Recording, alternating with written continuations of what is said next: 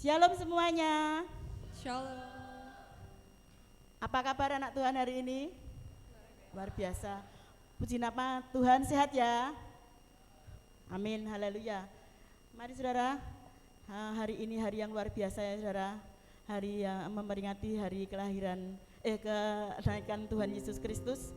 Tuhan Yesus sudah mati, bangkit dan naik ke surga untuk menyediakan tempat bagi kita. Mari saudara, kita akan bangkit berdiri dan kita akan menaikkan pujian untuk Tuhan kita yang luar biasa. Tuhan yang kasihnya kepada kita tidak akan habis-habis. Sayangnya kepada kita. Haleluya Yesus, haleluya. Haleluya, haleluya, haleluya. Yesus, haleluya. Yesus.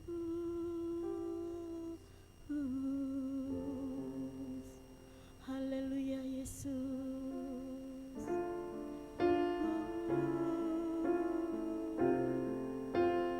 Haleluya. Haleluya Yesus. Haleluya. Haleluya Yesus. Kasih setiamu. Haleluya Yesus. Haleluya Yesus.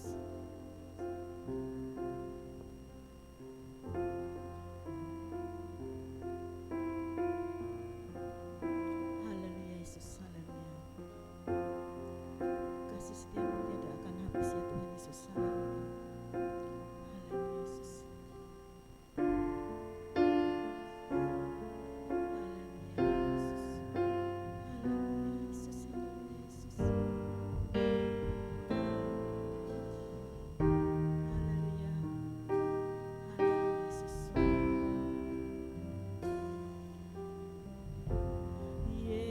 Yesusku, penyelamatku, tiada yang seperti Engkau. Setiap hari ku memuji keajaiban kasih-Mu, Yesusku. Yesusku, penyelamatku, tiada yang seperti Engkau. Setiap hari ku memuji keajaiban kasih-Mu, penghibur pelindung.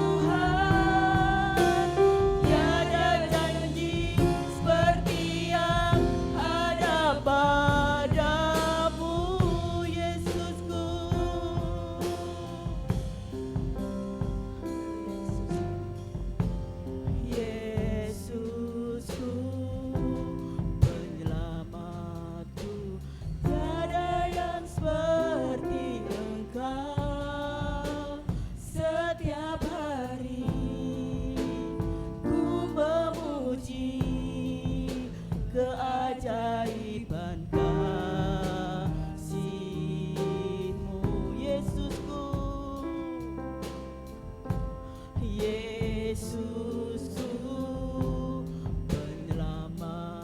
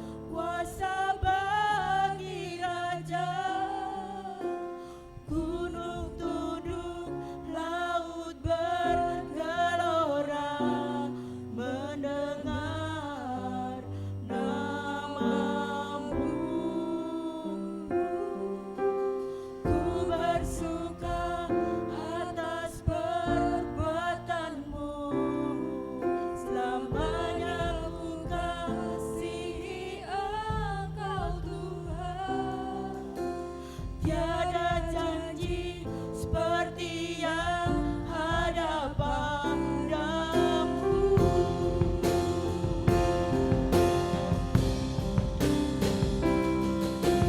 Nyanyi dan bersoraklah bagi Dia, puji dan hormat kuasa bagi Raja. Gunung-gunung laut bergelora mendengar nama-Mu. Ku bersuka atas perbuatan-Mu, selamanya ku kasihi Engkau Tuhan. Tiada janji seperti yang ada padamu, tiada janji seperti yang ada padamu, tiada janji seperti yang ada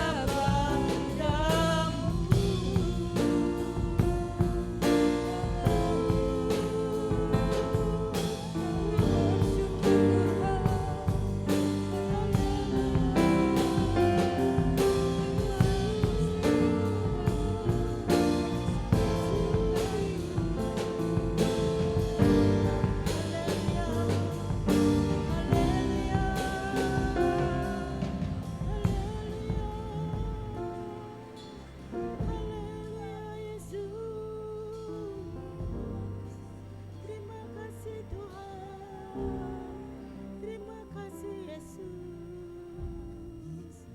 Haleluya, haleluya Yesus. Terima kasih Tuhan, terima kasih Yesus. Haleluya Yesus, haleluya. Besar kasih setiamu kepada kami ya Tuhan. Terima kasih Tuhan atas selawatan-Mu Tuhan. Terima kasih atas anugerah-Mu yang Kau berikan kepada kami ya Tuhan Yesus. Terima kasih Tuhan kalau sore hari Tuhan kami boleh berkumpul untuk memuji nama-Mu Tuhan, untuk membesarkan nama-Mu ya Tuhan. Biarlah Tuhan kasih-Mu Tuhan terus nyata di dalam hidupan kami ya Tuhan Yesus. Terima kasih Yesus, terima kasih, haleluya. Haleluya, haleluya Yesus. Haleluya. Haleluya. Terima kasih Tuhan. Terima kasih Yesus. Terima kasih atas kebaikan-Mu. Terima kasih atas anugerah-Mu. Haleluya. Haleluya. Haleluya. Haleluya Yesus. Terima kasih. Terima kasih Tuhan. Terima kasih Tuhan. Terima kasih Yesus. Terima kasih, haleluya. Haleluya Yesus, haleluya. Haleluya Yesus, haleluya. Tuhan, kami serahkan ibadah pada sore hari Tuhan. Kami serahkan tangan kuasa-Mu. Biarlah urapan-Mu nyata Tuhan dalam hidupan kami. Urapan-Mu nyata dalam hidup kami Tuhan Yesus. Yang sakit Engkau sembuhkan, yang susah Engkau hiburkan, yang kekurangan Engkau cukupkan, yang berbeban berat Engkau lepaskan ya Tuhan. Terima kasih Tuhan, kemuliaan hanya bagi nama-Mu ya Tuhan Yesus. Kami buka ibadah sore hari ini Tuhan, awal hingga pertengahan hingga akhirnya kami serahkan ke tangan kuasa-Mu Tuhan. Biarlah kehendak-Mu saja yang terjadi ya Tuhan. Terima kasih Tuhan, hanya di dalam nama Tuhan Yesus Kristus kami percaya. Yang percaya katakan amin. Haleluya. Silakan duduk saudara. Haleluya. Haleluya Yesus. Haleluya. Puji nama Tuhan. Mari saudara, kita sudah diberikan anugerah oleh Tuhan ya. Kita sudah diberikan kemenangan kepada Tuhan dan kita sudah ditebus dosa kita. Tuhan sudah naik ke surga dan untuk menyediakan tempat bagi kita. Kita akan memujikan pujian Ku menang bersama Yesus Tuhan. Haleluya Yesus. Haleluya Yesus.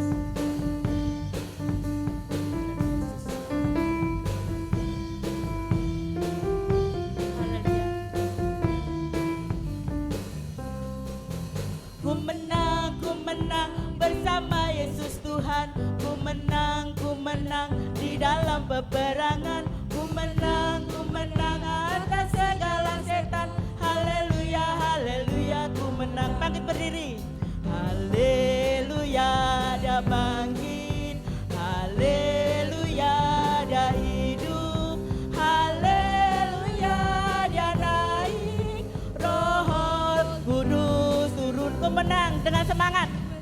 Ku menang bersama Yesus Tuhan. Ku menang di dalam peperangan. Ku menang atas segala setan. Haleluya, haleluya. Ku menang bersama Yesus Tuhan. Ku menang di dalam peperangan. Atas segala setan. Haleluya, haleluya. Ku menang, haleluya, haleluya. Dia bangkit, haleluya. Dia hidup, haleluya. Dia naik, Roh Kudus turun. Ku menang bersama Yesus Tuhan. Ku menang di dalam peperangan. Ku menang atas segala setan. Haleluya, haleluya. Ku menang bersama Yesus Tuhan. Ku menang di dalam peperangan. Ku menang atas segala setan. Haleluya, haleluya. Ku menang, haleluya. Dia bangkit, haleluya. Dia hidup, haleluya. Dia naik, Roh Kudus turun. Roh Kudus turun. Roh Kudus turun. Beri kemuliaan bagi nama Tuhan. Haleluya, haleluya. Kita akan bersemangat lagi ya. Kita akan pujikan terima sukacita surga karena Tuhan sudah memberikan kesukaan bagi kita. Kesukaan yang luar biasa yang tak terhingga ya saudara. Haleluya Yesus.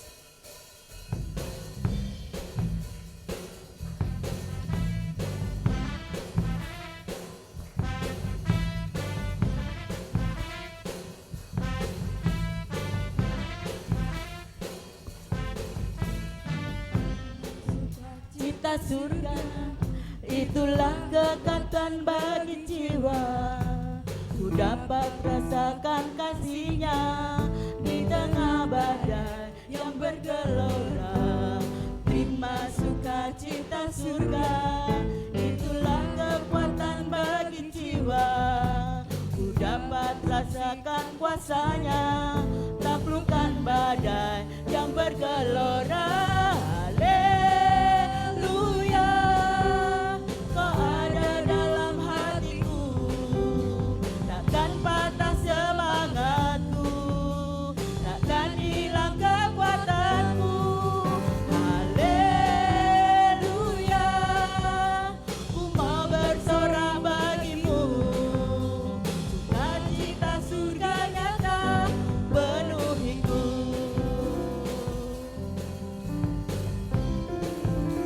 Haleluya, haleluya Yesus. Sukacita surga, itulah kekuatan bagi jiwa. Ku dapat rasakan kuasa-Nya di tengah badai yang bergelora. Terima sukacita surga, itulah kekuatan bagi jiwa. Ku dapat rasakan kasih-Nya di tengah badai yang bergelora. Haleluya, Kau ada dalam hatiku, takkan patah semangatku, takkan hilang kekuatanku. Haleluya, ku mau bersorak bagimu, sukacita surga nyata penuhiku. Haleluya, haleluya. Haleluya.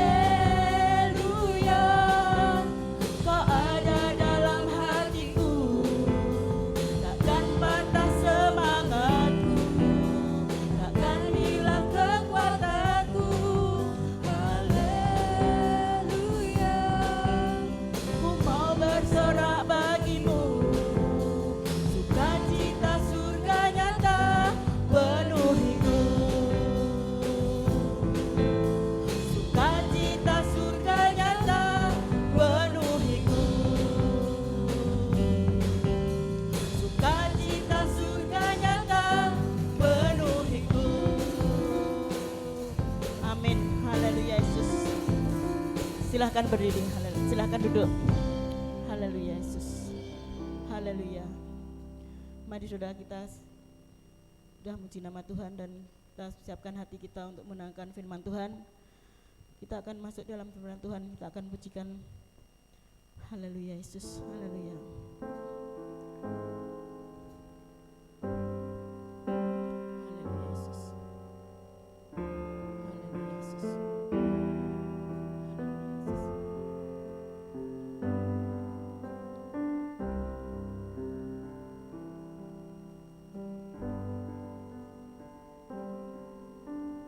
Roh Kudus hadir di sini, mengalir di bait suci, perkara ajaib pun terjadi, kuasa mujizat nyata, bila Roh Allah sedang bekerja. Roh Kudus hadir di sini, mengalir di bait suci, perkara ajaib pun terjadi, kuasa mujizat nyata, bila Roh Allah sedang bekerja. Tiada yang mustahil dan tiada yang sukar, bila Roh Allah turut bekerja. Tiada yang mustahil bagi orang percaya, bila Roh Allah turut bekerja di antara kita.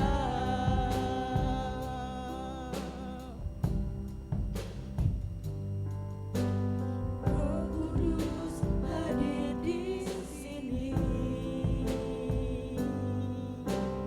mengalir di bait suci.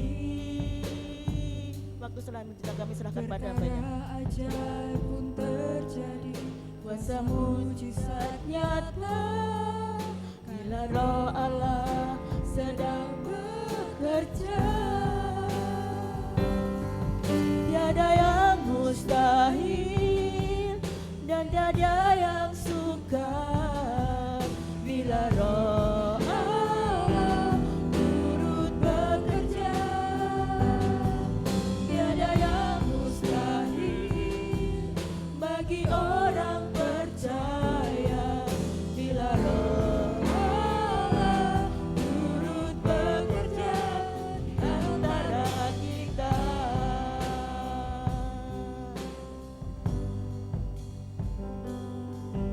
Tiada yang mustahil Dan tiada yang sukar, bila Roh Allah turut bekerja.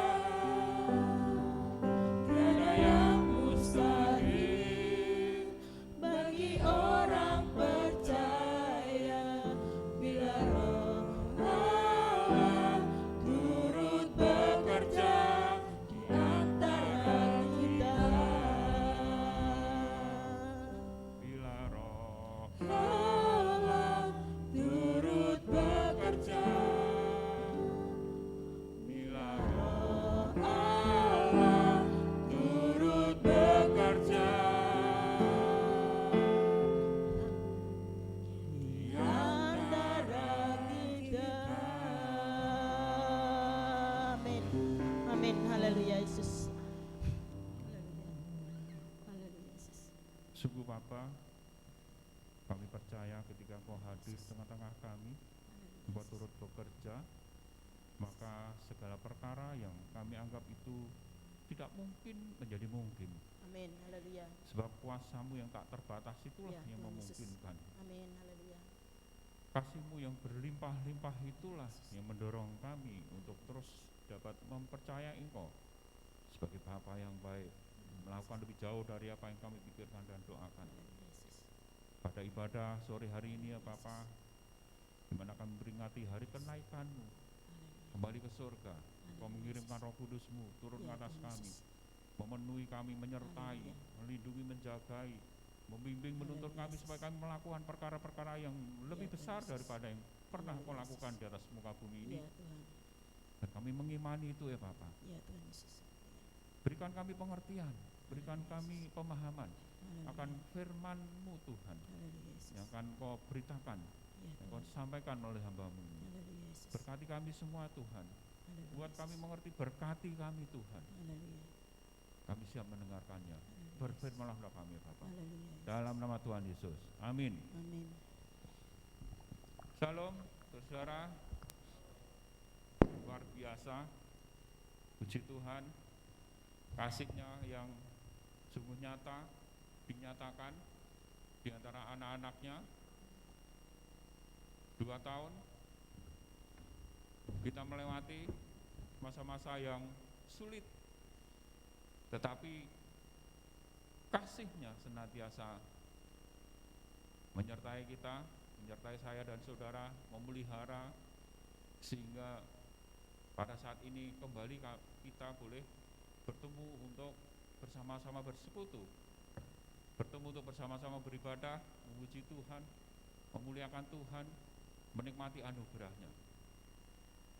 Sebelumnya saudara, saya mau tanya, saudara yakin dengan apa yang terpampang di depan, bahwa tahun 2022 adalah tahun kelimpahan anugerah? Tahun kelimpahan anugerah, anugerah yang berlimpah, kasih Kristus yang berlimpah. Apa yang dalam bayangan saudara? Kelimpahan apa saudara? Kelimpahan apa yang saudara harapkan? Mujizat Tuhan, sakit menjadi sembuh, diberkati Tuhan, hutang-hutang lunas, peluang-peluang baru, jiwa-jiwa baru. Nah, untuk itu saudara, pada sore hari ini saya diberi kesempatan untuk menyampaikan apa yang Tuhan taruh dalam hati saya. Judulnya adalah mempersiapkan diri melakukan pekerjaan lebih besar dari Yesus. Wow, bisa saudara kita melakukan pekerjaan yang lebih besar dari yang Yesus lakukan? Yesus mengadakan mujizat, banyak sekali mujizat. Orang sakit sembuh, yang dicatat oleh Matius, Markus, Lukas. Yohanes, orang buta melihat, orang lumpuh bangkit, orang kusta menjadi tahir. Bahkan orang yang sudah mati sekalipun dikubur 4 hari, sudah berbau, bangkit dan hidup. Itu yang pernah Yesus lakukan, yang dicatat. Hanya sebagian kecil saja yang dicatat oleh penulis Injil, saudara. Lah kok kita mau melakukan pekerjaan yang lebih besar? Mana mungkin, mana bisa. Pekerjaan besar yang seperti apa? Sudah mulai punya gambaran saudara, pekerjaan besar yang seperti apa? Nah, itu diucapkan oleh Yesus, dicatat oleh Yohanes pasal 14 ayat 12. Aku berkata kepadamu, kata Yesus, sesungguhnya barang siapa percaya kepadaku, ia akan melakukan juga pekerjaan-pekerjaan yang aku lakukan, bahkan pekerjaan-pekerjaan yang lebih besar daripada itu, sebab aku pergi kepada Bapa. Yesus sudah pergi kepada Bapa atau belum, saudara? Yesus sudah pergi kepada Bapa? Amin. Sudah pergi pada Bapa, berarti sudah ada murid-murid Yesus yang melakukan pekerjaan yang lebih besar dari Yesus. Betul? Berarti sabda Yesus ini kita bisa selidiki, kita bisa cari buktinya. Nah, dari mana kita bisa membuktikan bahwa murid-murid Yesus melakukan perkara-perkara yang lebih besar daripada Yesus? Nah, saudara, kita ke belakang. Bagaimana murid-murid 3,5 tahun bersama-sama Yesus. Sebelum Yesus mati di kayu salib, sebelum Yesus bangkit, banyak tulisan-tulisan yang berkaitan dengan murid-murid Tuhan Yesus. Ada beberapa hal, saudara, yang saya cukup berkesan. Ketika mereka mendengar pengajaran Yesus, mereka menangkap, menerima, percaya, dan mereka melakukan. Ketika Yesus mengutus mereka untuk pergi ke desa-desa berdua, mereka kembali dengan laporan yang cukup membanggakan. Orang sakit sembuh, mengusir setan, iya. Sehingga mereka semakin semangat, bergairah untuk menjalani hidup sebagai murid Kristus. Tetapi ada satu bagian pengajaran Yesus yang mereka saya anggap tidak seberapa paham. Apa itu, saudara? Ketika Yesus mengajarkan pada mereka, anak manusia akan menderita, anak manusia akan diserahkan pada tua-tua, anak manusia akan mati di salib kemudian bangkit. Tidak sekali dua kali Yesus berbicara hal itu. Di kitab suci para nabi juga ditulis bahwa anak manusia akan mengalami semuanya itu. Tetapi bagian itu, saudara, murid-murid gak bisa terima, maksudnya gak bisa nangkap apa yang sebenarnya Yesus maksudkan. Sehingga ketika hal itu terjadi, mereka berhamburan, loh, guru kita kok mengalami seperti ini? Bukankah dia datang ditulis di dalam kitab para nabi? Dan kedatangannya itu akan menjadi raja yang akan membawa Israel menjadi sebuah kerajaan yang dipulihkan, yang makmur, yang adil, yang akan mengusir musuh, yang akan menjadi raja secara politik dengan otoritas yang memimpin, mengusir bangsa Romawi, mengalahkannya, yang saat itu orang Israel sedang dijajah. Harapan mereka seperti itu, apa yang mereka pahami seperti itu. Tapi apa yang terjadi, Yesus digebukin oleh imam-imam, oleh ahli-ahli Taurat, diludahi, dicambuk, dibawa ke hadapan Pilatus untuk diadili. Sekalipun diperiksa oleh Pilatus, enggak ada kesalahan apapun juga. Tetapi faktanya Yesus tetap dihukum mati. Murid-murid kan bingung, saudara, loh Yesus kok enggak ngelawan gitu. Yesus kok diam saja? Loh, ini guruku yang hebat loh. Guruku yang menenangkan badai loh. Guruku yang mengutuk pohon ara yang tidak berbuah dan akhirnya mati. Lah kok ini diperlakukan seperti itu, diam saja.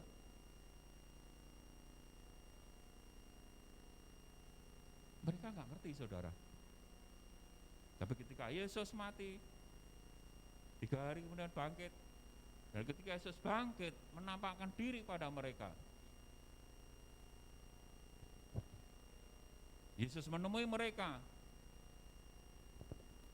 di tempat mereka berkumpul, di ruangan yang tertutup, terkunci, karena mereka takut sama orang Yahudi. Ini aku, cucukkan jarimu ke dalam lambungku, ke dalam telapak tanganku, tanganku yang berlubang. Mereka percaya, saudara, dan Tuhan Yesus membuka pikiran mereka sehingga mereka mengerti, oh ternyata ini. Bukankah guru sudah mengajarkan, berulang kali mengatakan hal yang seperti ini, baru dipahami, saudara. Sebelum Yesus bangkit, mereka menerima pengajaran, tapi tidak sepenuhnya bisa menangkap.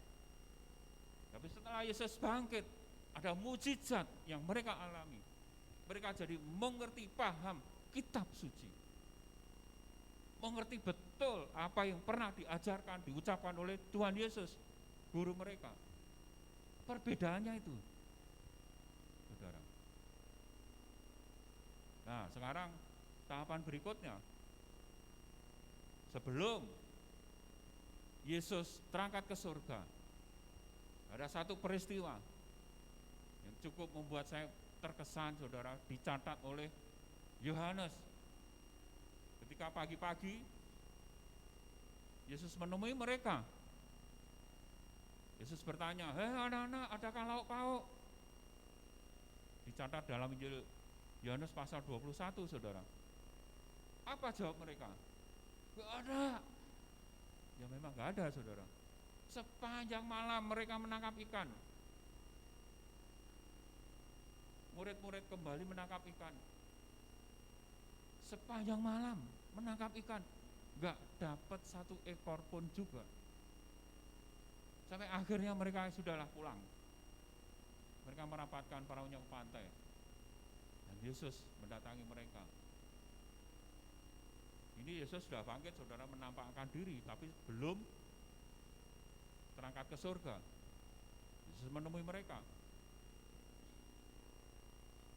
Dan ketika Yesus bertanya, tidak ada lauk pauk, apa yang dilakukan Yesus? Yesus perintahkan pada mereka, udah tebarkan jalamu di sebelah kanan perahu, tebarkan saja jalamu di sebelah kanan perahu. Mereka lakukan, saudara. Itu sesuatu yang agak janggal, saudara, agak nggak masuk akal. Itu di pantai, keruh airnya, banyak perahu bersandar situ, di tempat dalam saja nggak dapat ikan. Kok ini di tempat yang dangkal?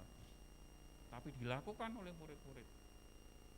Ternyata, saudara, mereka menangkap sejumlah besar ikan. Dan Petrus tahu, oh, ternyata yang memerintahkan itu adalah gurunya Tuhan guru, Rabi. Petrus langsung mendatangi tempat di mana Yesus berdiri di pantai, dan di situ karena Yesus bertanya, ada kalau pauk? Nggak ada. Yesus yang menyediakan, saudara, makanan sarapan pagi, ikan dan roti di atas kayu api. Namun sebelum mereka makan, Yesus apa, saudara? Bawa ikan kemari, bawa itu ikan itu kemari yang sudah kalian tangkap. Simon Petrus, saudara, yang melakukan itu, kembali ke perahu, menghela jalannya, dan ketika dihela jalannya, dibawa kepada Yesus. Ada berapa ikan, saudara, yang mereka tangkap?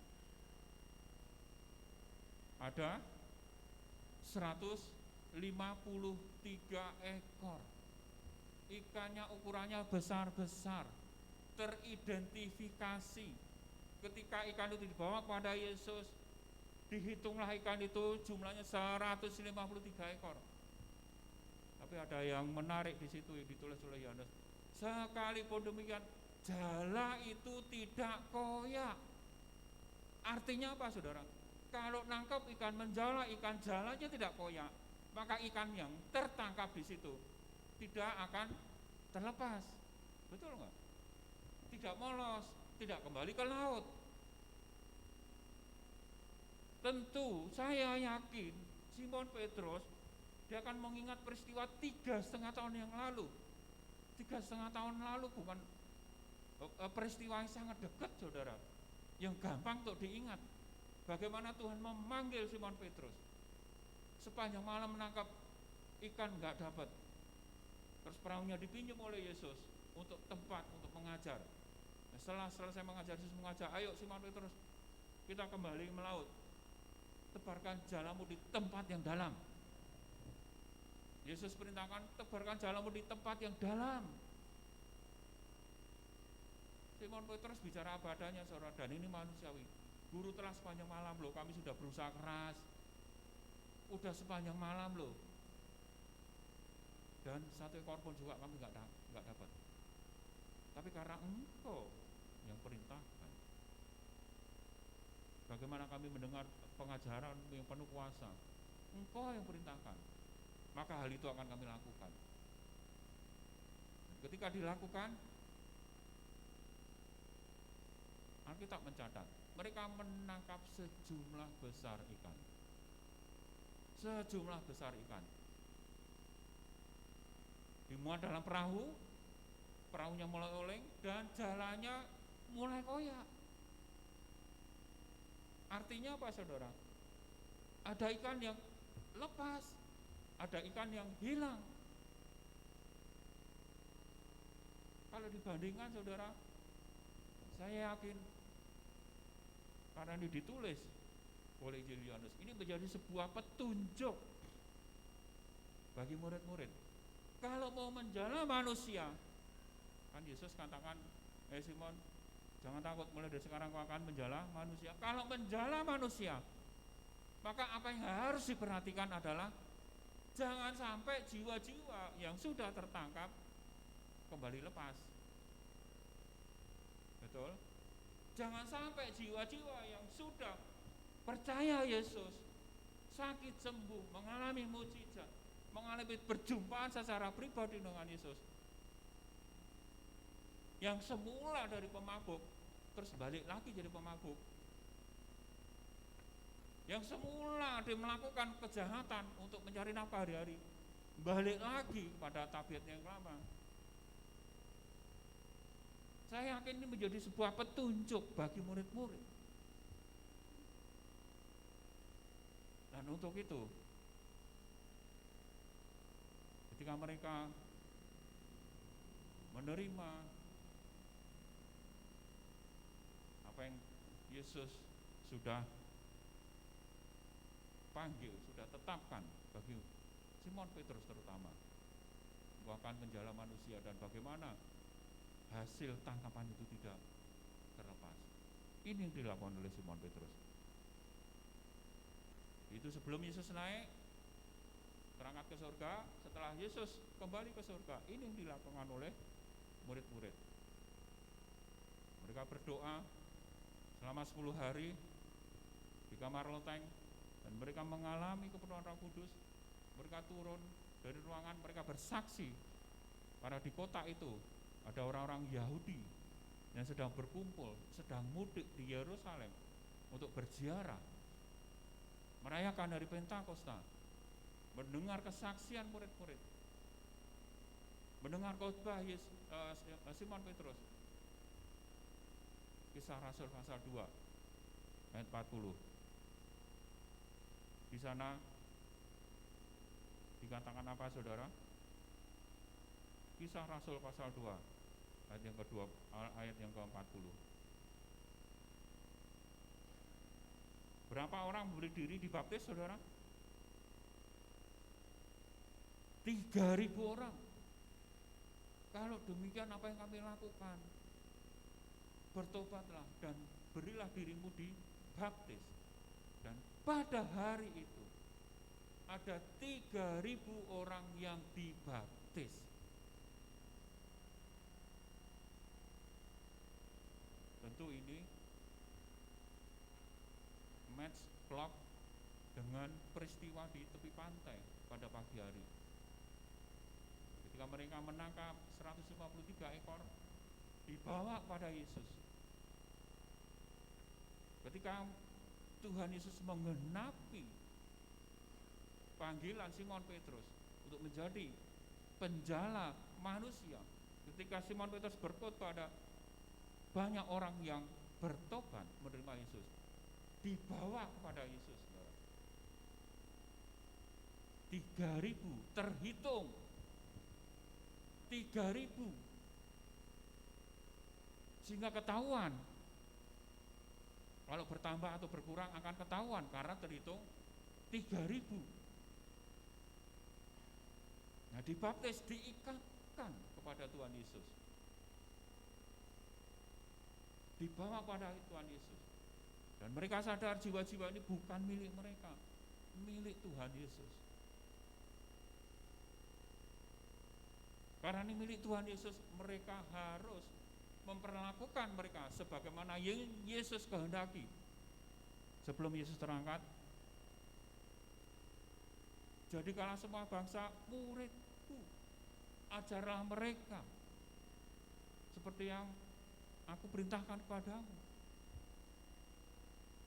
Itu saudara. Bagaimana murid-murid merajut jala untuk menjala manusia supaya tidak koyak. Dihitung setiap jiwa-jiwa yang dibaptis, dibawa kepada Yesus. Setelah itu mereka dimasukkan dalam persekutuan, saudara. Mereka bertekun dalam pengajaran rasul-rasul dan dalam persekutuan. 3.000 orang gimana Pak? Masuk dalam persekutuan. 3.000 orang gimana Pak mengajari mereka? Loh, saudara, mereka kan ada 120 murid, betul kan? 120 murid yang kepenuhan Roh Kudus. Jiwa-jiwa baru ada 3.000. 120 banding 3.000 berapa, saudara? 25. Mungkin nggak satu orang memuridkan 25 jiwa baru? Sangat mungkin. Satu orang mengembalakan 25 jiwa baru. Sangat mungkin bisa dilakukan. Perlu tempat gedung yang besar nggak? Perlu nyewa stadion di mana nggak untuk bersekutu? Nggak perlu, saudara. Sehingga Lukas mencatat mereka secara bergilir berpindah-pindah dari rumah ke rumah. Diadakan di rumah mereka masing-masing, saudara. 25 ya, ruangan 3 kali 9 masih bisa, saudara. Lesehan. Nah, itu teknis, saudara. Saya yakin itu sudah dilakukan oleh murid-murid.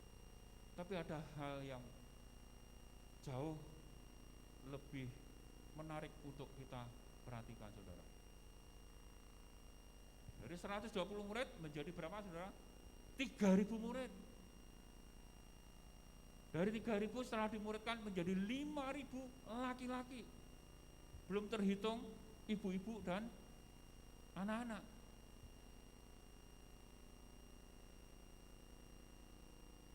Apa kuncinya, saudara? Apa rahasianya?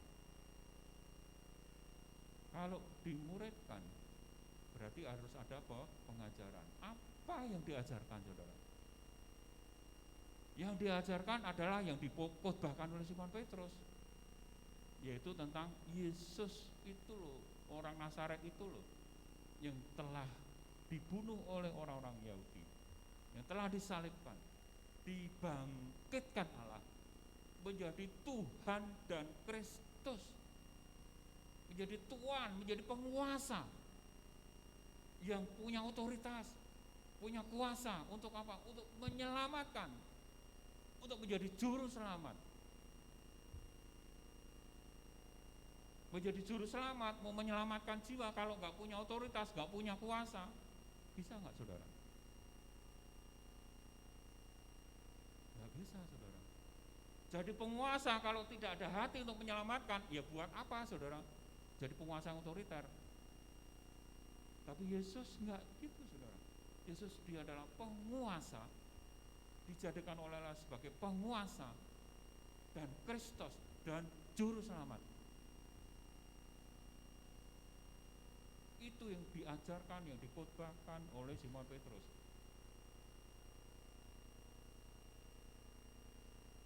Berulang-ulang.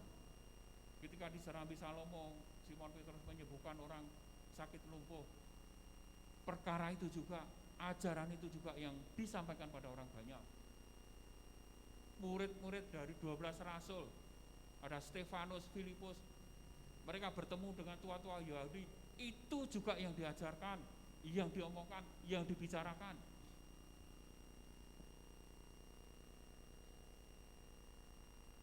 Paulus ketika bertobat dimuridkan oleh Ananias untuk beberapa waktu. Dia belajar. Ketika dia mulai bersaksi di Antiokhia, kepada orang-orang Yahudi di tempat sembahyang orang Yahudi, di sinagoga. Perkara itu yang diajarkan bahwa Yesus itu adalah Mesias, Yesus itu adalah juru selamat, Yesus itulah yang berkuasa menyelamatkan jiwa. Imam-imam mereka terusik gerah, saudara.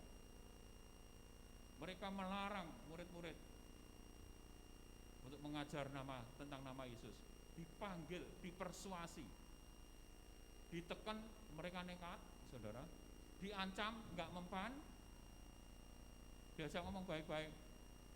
Loh, kami sudah minta loh, jangan kau mengajarkan tentang nama itu, tapi kau sudah memenuhi Yerusalem dengan pengajaran akan nama itu, yaitu nama Yesus.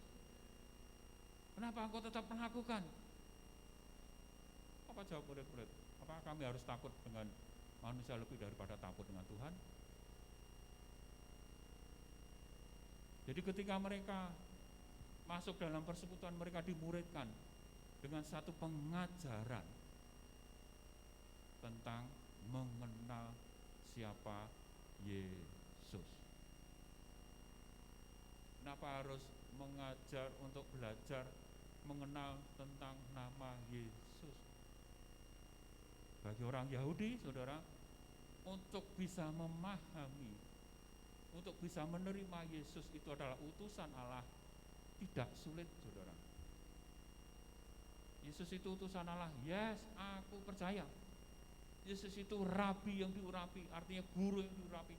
Iya, aku percaya. Yesus itu nabi yang akan datang. Iya, aku mengimani. Tapi begitu disebut bahwa Yesus itu adalah Tuhan, Yesus itu adalah Mesias, mereka menolak, saudara. Mereka enggak percaya. Nah, coba saudara perhatikan kiri kanan saudara, tetangga, kiri kanan, depan belakang, mudah untuk menerima bahwa Isa itu adalah seorang nabi, betul enggak? Isa itu seorang suci yang enggak pernah berbuat dosa. Mereka bisa menerima, betul enggak? Bahwa Isa nanti akan datang menjadi hakim yang akan menghakimi umat manusia. Mereka bisa menerima dengan gampang. Tapi kalau saudara ngomong Yesus itu Tuhan, lain ceritanya, saudara, betul enggak? Sama, saudara. Yang dihadapi oleh murid-murid dengan yang kita hadapi, gereja Tuhan yang dihadapi sekarang ini di Indonesia. Orang-orang Yahudi sulit untuk bisa menerima Yesus adalah Tuhan. Karena sulit. Kebenaran itu yang diajarkan oleh murid-murid. Kebenaran itulah yang seharusnya diajarkan oleh gereja-gereja masa kini. Pengajaran bagaimana supaya hidup diberkati, enggak salah, saudara. Pengajaran bagaimana mengalami mujizat Tuhan, ya penting, saudara.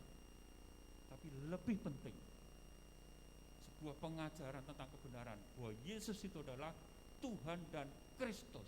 Amin. Tahun 80-an, saudara, ada seorang penjahat hebat namanya Johnny Indo.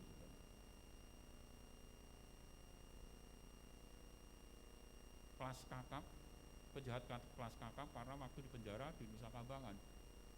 Itu orang kalau sudah masuk sana itu dinilai level kejahatannya tinggi, saudara, berat. Entah bagaimana, ataukah selama di penjara dia diinjili, pulang dari penjara bersaksi, saudara, kemana-mana, aku orang Kristen, aku percaya Yesus, Yesus juru selamatku, Yesus mengampuni dosaku. Diundang kemana-mana, saudara, semua orang senang, gereja-gereja senang. Tapi tak lama kemudian, bagaimana sekarang, saudara, ceritanya? Saudara dengar? Jadi mualaf. Ya entah kenapa, apa yang penyebabnya. Satu contoh lagi, saudara. Saudara kenal artis Aida Nania? 13 tahun jadi orang Kristen, saudara. Diundang gereja kemana-mana bersaksi. Beberapa waktu yang lalu diberitakan di media sosial kembali jadi mualaf. Ketika kembali jadi mualaf, videonya beredar, saudara, di YouTube. Aku kembali kepada agamaku yang lama, karena kalau aku mati nanti, siapa yang mendoakan? Memangnya kalau didoakan oleh yang beda agama bisa tembus? Itu yang mengganggu pikirannya, saudara. Itu yang mendorongnya sehingga dia kembali jadi mualaf. Bisa dibayangkan, saudara, 13 tahun saudara jadi orang Kristen, kok yang ditakutkan adalah kalau aku mati nanti siapa yang mendoakan? Ini jadi peringatan buat gereja-gereja, saudara. Apa yang diajarkan pada dia? Imannya begitu dangkal. Kalau 3 hari mungkin orang masih bisa maklum, saudara. 13 tahun loh, saudara, kesaksian di mana-mana. Nyanyian rohani, kok kembali lepas karena jalannya koyak, nggak pernah diajar tentang kebenaran, sehingga apa yang diucapkan itu merefleksikan imannya, merefleksikan hubungannya dengan Kristus. Kalau Yesus itu juru selamat, dah ngapain mesti bergantung pada orang-orang yang mendoakan dia kalau dia mati? Betul nggak, saudara? Kalau dia yakin Yesus itu adalah juru selamat yang mengampuni dosanya, nah kenapa dia mempersoalkan kalau aku mati nanti yang mendoakan agama lain apa bisa tebus? Betul nggak, saudara? Itu terjadi, saudara. Saya sebagai pengajar, saudara, saya berbicara keras dalam hal ini, saudara. Apa yang diajarkan oleh gereja selama ini? Bagaimana hidup diberkati? Penting, saudara.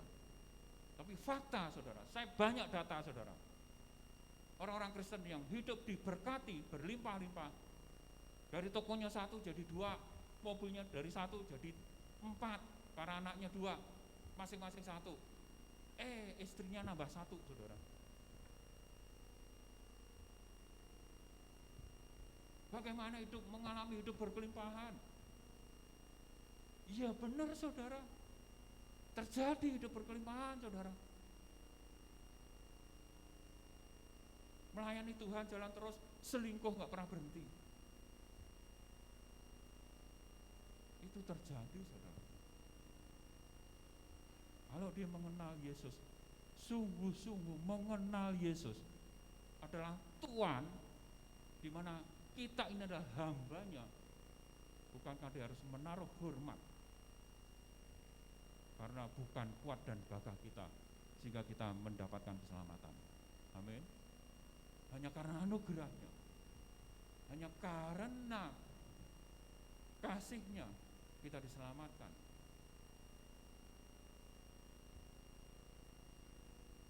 Itulah yang diajarkan oleh para rasul.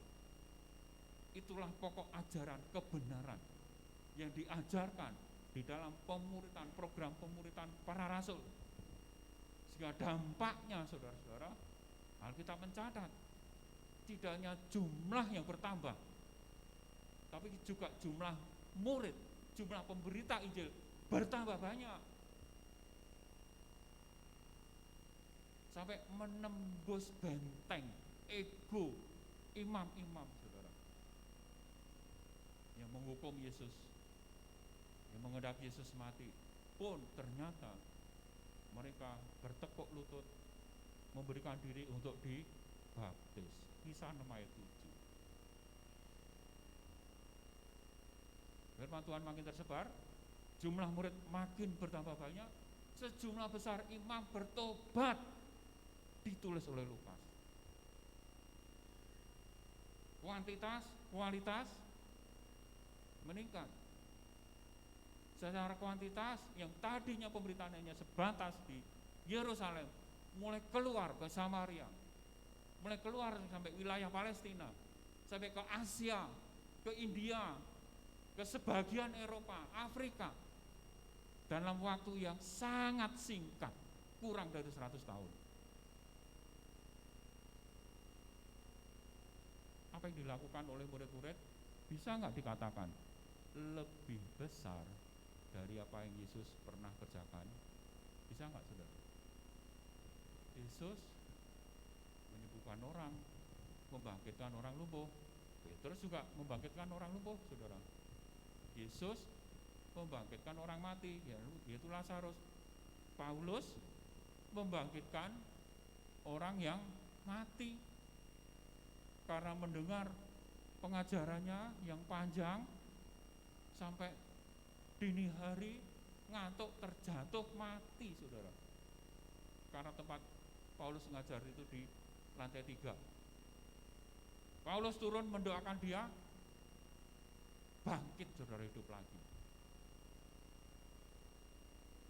Yesus hanya sebatas wilayah Palestina, Yerusalem, Yudea, Samaria, Galilea. Dari Galilea kembali lagi ke Yudea, Yudea ke Samaria, udah muter gitu aja, saudara. Tapi yang dilakukan oleh rasul-rasul, kisah rasul mencatat, menceritakan apa yang dilakukan oleh mereka itu menjadi sebuah ledakan penginjilan yang dampaknya mendunia hingga kita boleh alami sekarang ini. Bagaimana dengan saya dan saudara yang percaya Yesus? Mungkinkah kita melakukan pekerjaan-pekerjaan yang lebih besar daripada Yesus, daripada rasul-rasul, daripada jemaat mula-mula? Mungkin enggak, saudara? Saya kasih contoh, saudara. Temannya, cucunya Om Ishak, murid saya, saudara, punya murid ada di Amerika, saudara. Punya murid yang dia muridkan ada di Australia, saudara, dan di berbagai kota di Indonesia. Bukan hanya dia seorang, ada beberapa, saudara, ternyata saya tanya. Anak-anak remaja punya jaringan. Bagaimana mereka dimurikkan secara online, saudara. Dalam waktu yang bersamaan mereka bisa membahas Alkitab bersama-sama, bisa sharing bersama-sama. 40-60 menit dilakukan rutin, saudara. Di Solo, saudara. Tempatnya di desa di Nggawok sana, saudara, Wonosari. Tapi bisa memuridkan orang di Australia, di Amerika, dan di kota-kota lain. Paulus dari Yerusalem mau ke Roma, naik apa, saudara?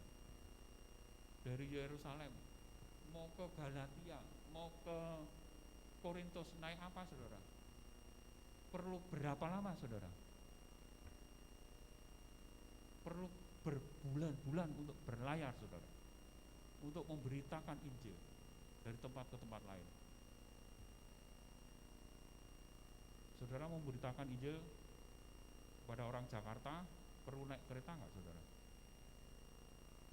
Saudara memberitakan Injil pada orang Amerika, perlu naik pesawat nggak, saudara? Modal paketan 100.000 udah cukup, saudara. Amin. Kalau mau, masalah bisa atau tidak bisa dilatih, bisa diajar, saudara. Kalau saudara membuka hati, aku mau Tuhan kau pakai, hanya modal 100.000, bisa memuridkan, melewati batas ruang, melewati batas pulau, melewati batas negara, melewati batas benua. Aku mau Tuhan, aku mau Yesus. Dia akan lakukan, saudara. Kalau murid-murid memberitakan Injil yang hebat seperti itu, plus Roh Kudus, maka itu harus menjadi kunci bagi kita untuk kita melakukan pekerjaan yang besar. Harus plus Roh Kudus. Kita nggak bisa sendiri, saudara. Ada persiapan yang harus dilakukan untuk bisa plus Roh Kudus. Murid-murid menanti-nantikan janji Bapa selama 10 hari. Mereka berdoa secara khusus. Mereka mempelajari Alkitab secara khusus, membahas kitab Mazmur, membahas kitab Taurat. Itu yang dilakukan oleh murid-murid, saudara. Sampai Tuhan menggenapi janjinya. Nah, kalau saudara mengimani bahwa Yesus akan melawat bangsa ini, sebab yang membuat orang percaya Yesus itu adalah Tuhan, Yesus itu adalah Juru Selamat, hanya Roh Kudus, saudara. Ilmu apologetika hanya memberikan peran bagian yang kecil saja, saudara. Peran yang lebih besar adalah Roh Kudus. Kalau Roh Kudus sudah menjamah, Roh Kudus sudah mempertobatkan orang-orang di sekitar saudara, tetangga-tetangga saudara, apa yang saudara harus lakukan? Perlu hikmat, saudara. Bagaimana perlu hikmat? Perlu berdoa, saudara. Dan inilah waktunya kita sepakat untuk melakukan doa puasa selama 10 hari ke depan. Banyak gereja-gereja yang melakukan. Jangan ketinggalan, saudara. Amin. Amin.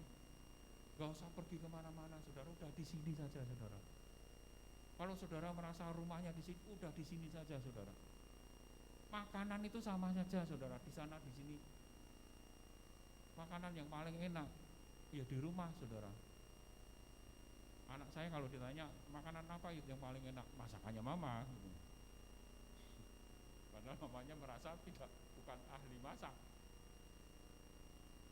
Itu menjadi sebuah tuntunan, saudara. Gak usah tengok sana, gak usah tengok sini. Kalau kita komitmen, inilah rumahku, iya di sini, saudara. Tuhan pakailah aku, panggillah aku.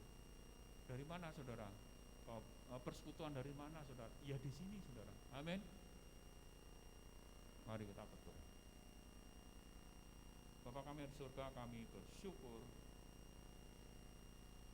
apa yang tertulis di dalam kitab suci, kami sungguh mengamini itu akan terjadi, digenapi di dalam hidup kami, yaitu kami akan melakukan pekerjaan-pekerjaan yang lebih besar daripada yang Kau lakukan di atas muka bumi, sebab Engkau memberikan kami kepercayaan supaya kami melakukan bagian kami, memberitakan Injil, mengadakan mujizat, menyembuhkan orang sakit, membangkitkan orang mati, memberikan dampak yang luas yang tidak terbatas oleh wilayah, yang kami dapat melakukan dengan biaya yang sangat murah. Ini aku, Bapak, panggillah kami, Bapak, panggillah kami, Bapak, panggillah jemaat di tempat ini, Bapak, panggillah jemaat di tempat ini, Bapak, supaya Engkau sendiri akan memperlengkapi, supaya Engkau sendiri akan menuntun, supaya seberapa banyak umat-Mu yang ada di tempat ini bersama-sama berkomitmen, bersama-sama menyerahkan diri untuk menjadi alat-Mu, untuk menjadi murid-Mu yang bersaksi, yang memberitakan Injil. Dan biarlah kami meresponi panggilan-Mu, Tuhan. Dan kami sungguh-sungguh berdoa dan berpuasa selama 10 hari ke depan ini. Dan biarlah Engkau sendiri yang akan melakukan perkara-perkara yang ajaib di tempat ini, di tempat dimanapun kami berada. Bahkan apapun yang kami lakukan, apapun yang kami doakan, Engkau akan menjawab. Inilah Tuhan doa kami, inilah Tuhan pengharapan kami, inilah Tuhan yang kami pohonkan kepada Engkau di dalam nama Tuhan Yesus. Amin. Tuhan Yesus memberkati.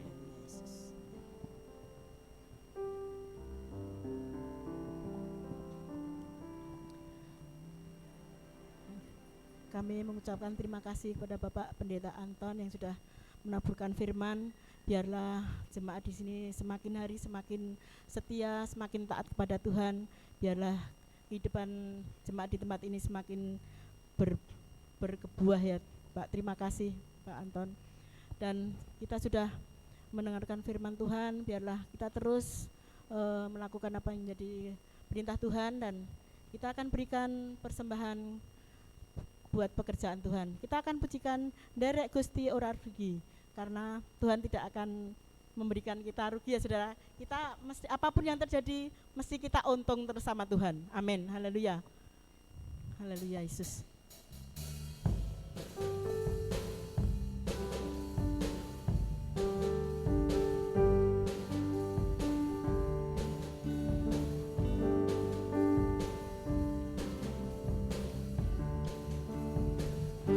Gusti ora rugi nyatane, derek Gusti saya ayem atine, sanyatane wae saya munda berkae, derek Gusti ora rugi nyatane, derek Gusti saya ayem atine, mulane Gusti Yesus tak puji selawase, derek Gusti ora rugi, Gusti ora rugi nyatane, derek Gusti saya ayem atine, sanyatane wae saya berkae, derek Gusti ora rugi nyatane, derek Gusti saya ayem atine, mulane Gusti Yesus tak puji selawase, derek Gusti ora rugi, derek Gusti ora rugi nyatane, derek Gusti saya ayem atine, sanyatane wae saya berkae, derek Gusti ora rugi nyatane, derek Gusti saya ayem atine, mulane Gusti Yesus tak puji selawase, mulane Gusti tak, mulane Gusti Yesus tak puji selawase, mulane Gusti Yesus, mulane Gusti Yesus tak puji selawase. Amin. Haleluya. Mari kita akan berdiri dan kita arahkan tangan kita kepada persembahan. Haleluya Yesus. Tuhan Yesus, terima kasih Tuhan. Kami sudah, oh Tuhan, beribadah kepadamu dan kita sudah mendengarkan firman Tuhan. Biarlah Engkau segarkan hati dan jiwa pikiran kami, sudah Engkau segarkan. Biarlah kami Tuhan seturut dengan kehendak-Mu ya Tuhan. Oh Tuhan Yesus, dan tangan-tangan yang sudah memberikan persembahan, kiranya Engkau berkati, Engkau kembalikan berlipat kali ganda Tuhan. Biarlah Engkau sediakan berkati setiap Tuhan pekerjaan Tuhan di tempat ini ya Tuhan. Terima kasih Tuhan, kami serahkan dalam nama Tuhan Yesus Kristus. Haleluya. Amin. Waktu selanjutnya serahkan.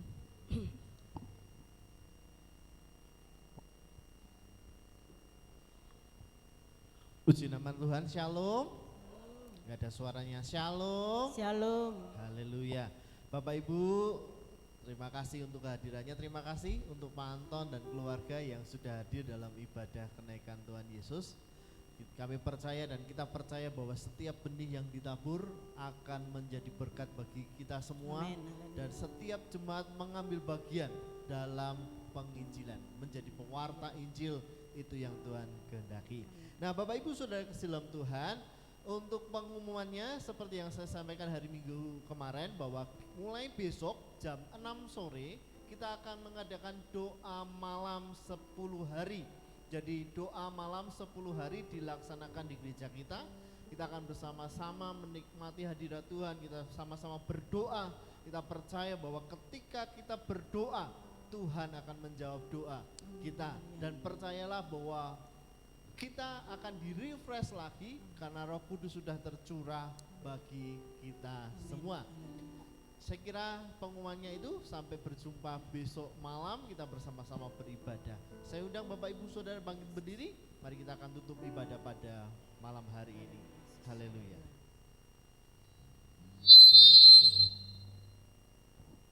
Haleluya. Semua baik, semua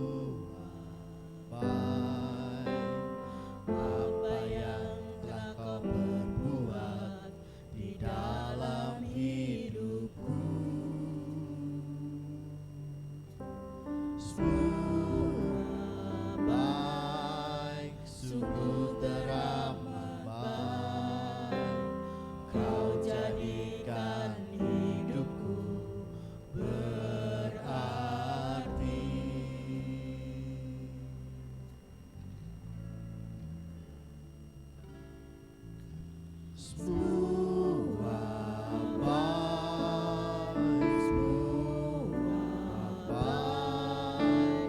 apa yang telah kau perbuat di dalam hidupku.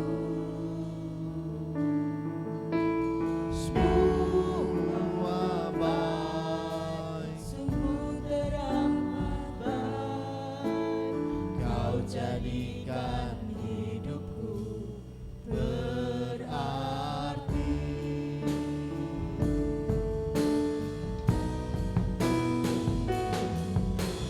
Semua baik, semua baik, apa yang telah kau perbuat di dalam hidupku. Semua baik, amin, amin. kau jadikan hidupku Berarti dengan iman kita katakan semua baik. Haleluya. Apa yang telah kau perbuat di dalam hidupku. Semua baik, kau jadikan hidupku berarti.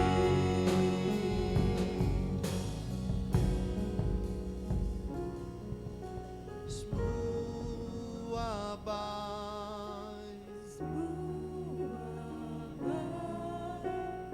apa yang telah kau perbuat di dalam hidupku. Semua baik, kau jadikan hidupku berarti.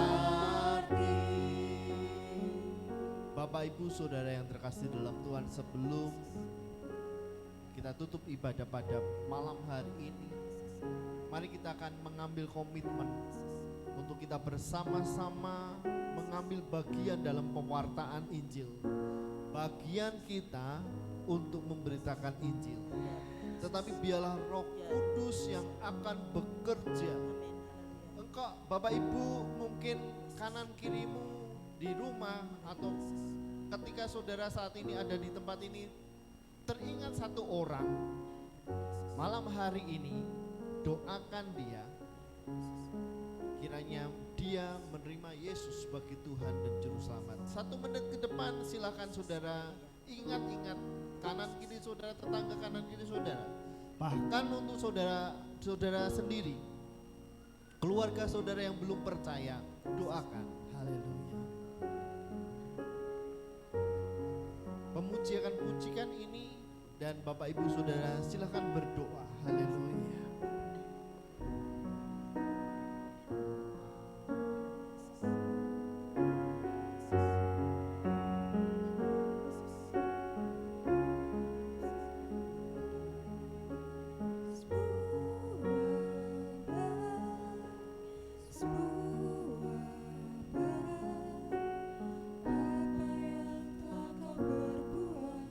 di dalam hidupku.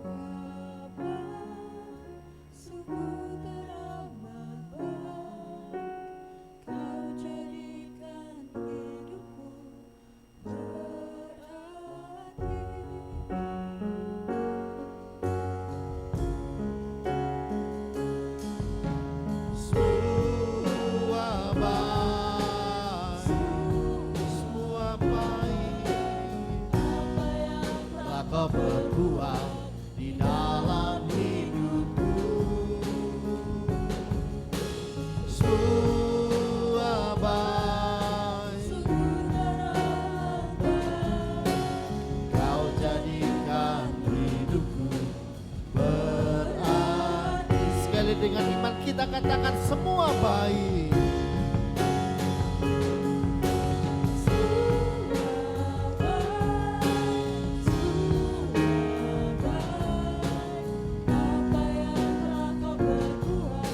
Di dalam hidupku semua baik, sungguh teramat baik. Kau jadikan hidupku berarti, Kau jadikan hidupku berarti, Kau jadikan hidupku berarti.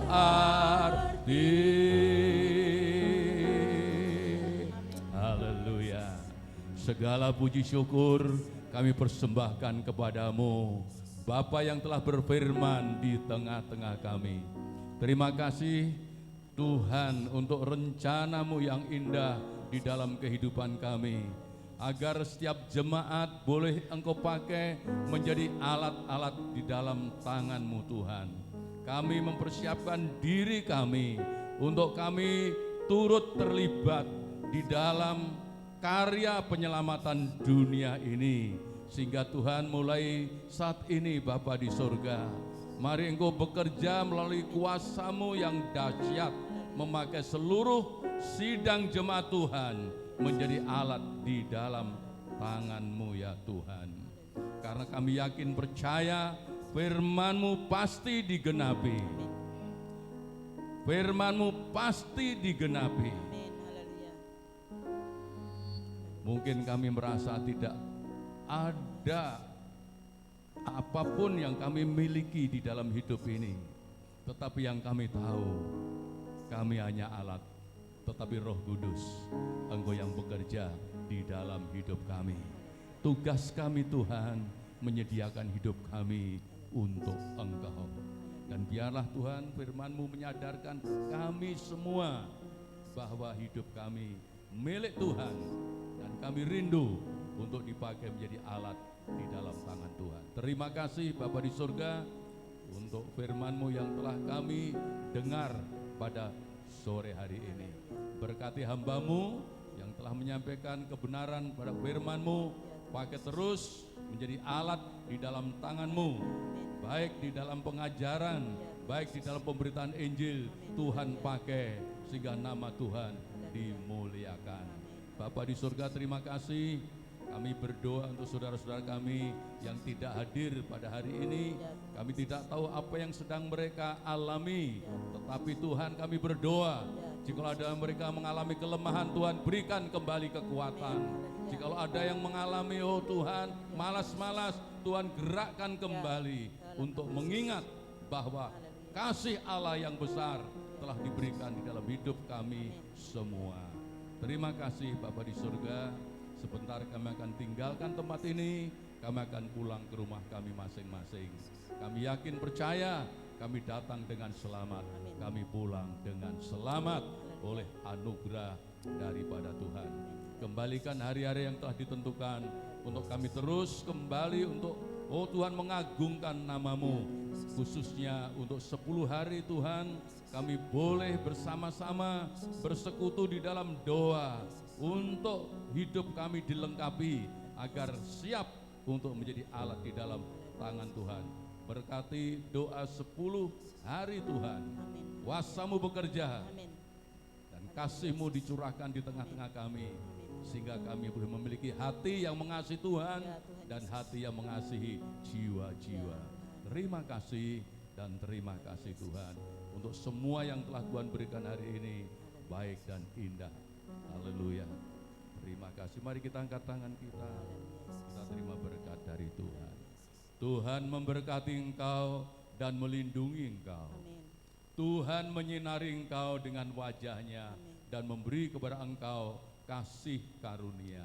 Tuhan menghadapkan wajah-Nya kepadamu dan memberi kepada engkau damai sejahtera. Pulanglah kekasih-kekasih Tuhan dan terimalah berkat rahmat, anugerah damai sejahtera dari Allah Bapa kita, kasih sayang dari Tuhan kita Yesus, persekutuan di dalam Roh-Nya yang kudus terus mengikat kita, menuntun kita dari sekarang sampai selama-lamanya. Kami terima berkat-Mu di dalam nama Tuhan Yesus. Yang percaya diberkati katakan amin. Selamat pulang, Tuhan memberkati. Puji Tuhan.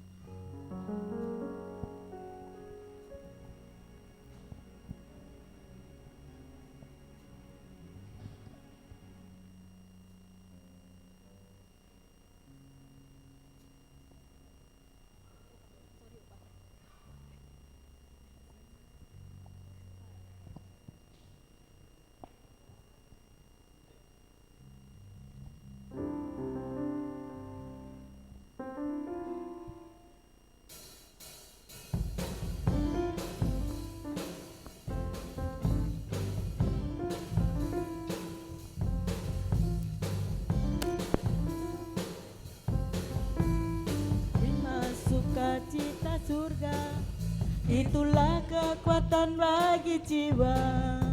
Ku dapat rasakan kasih-Nya di tengah badai yang bergelora. Terima